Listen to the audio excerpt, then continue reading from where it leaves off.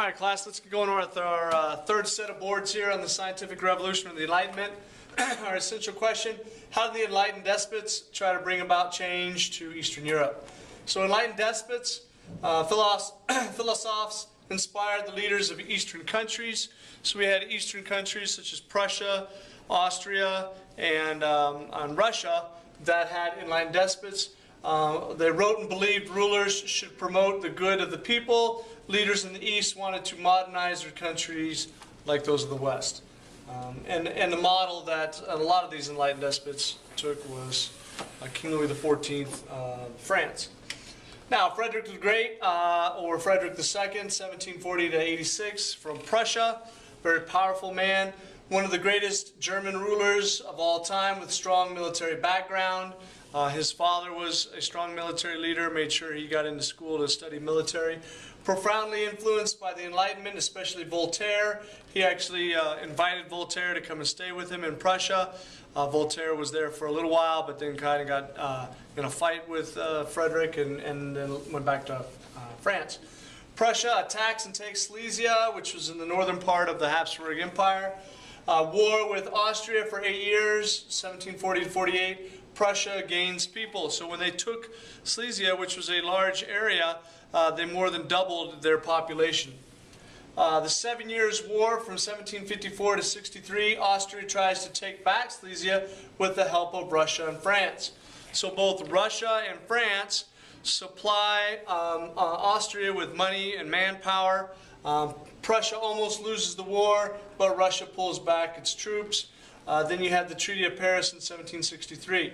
So this 7 Years' War not only took place in Europe, but it was also fought on the North American continent between the English and the French.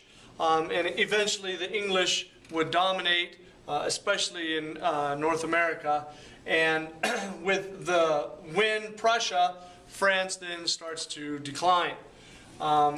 The Treaty of Paris in 1763, Prussia permanently gains Silesia. France loses all territories to Great Britain in North America. And this was also one of the causes of the American Revolution.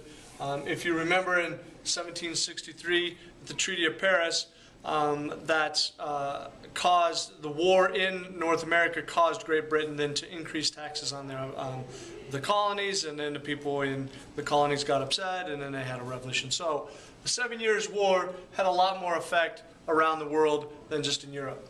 All right, the Enlightened reforms by Frederick. Frederick saw himself as the first servant of the state, so he looked at his position not only as a ruler, but he is a server of the state, not an absolute ruler like King Louis XIV. Reforms intended to increase Prussia's power, promoted education, schools, universities. He codified law. He freed the serfs in 1763. The nobles refused, so he had some backlash against him from the nobles. The social structure remained stratified. The Junkers, and that's a pretty important term to know and to understand. The Junkers were Prussian nobility and the backbone of the Prussian military. So if you were any kind of an officer, you had to be a Junker, part of the nobility. And these Junkers, they were, like it says, the backbone. They really pushed the army and the military in Prussia. And Prussia would then become known as a very militaristic country.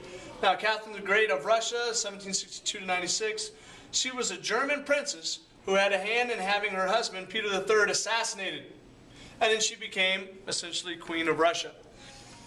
The Pugachev rebellion of serfs, they demand the end of serfdom.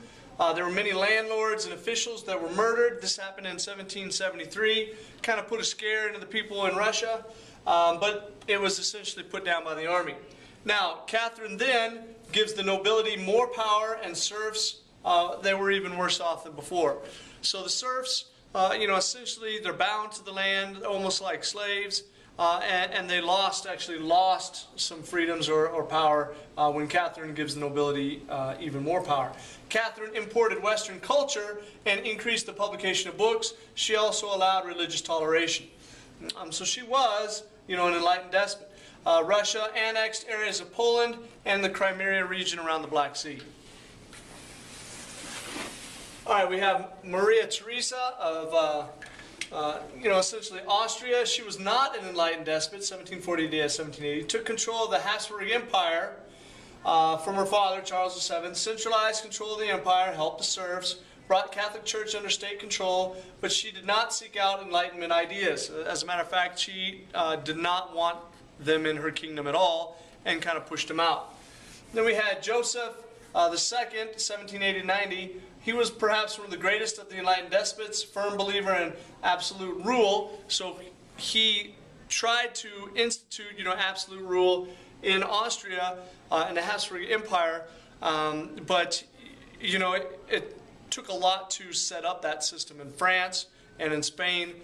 So the best he could do, for his rule of 10 years was to be an enlightened despot.